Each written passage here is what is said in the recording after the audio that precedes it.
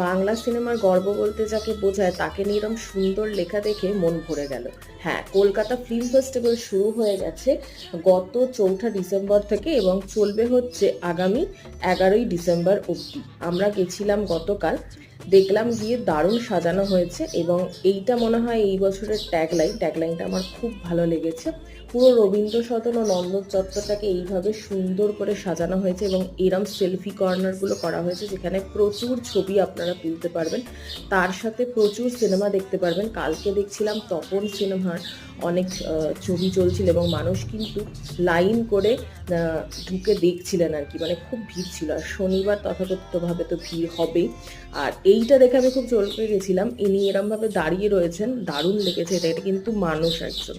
আর তারপরে আমরা বিজয় চৌধুরীর এই ডকুমেন্টারি ফিল্মটা দেখে চলে এলাম, দারুণ উপস্থাপনা ছিল। আপনারাও যান, গিয়ে উপভোগ করুন অনেক সিনেমা।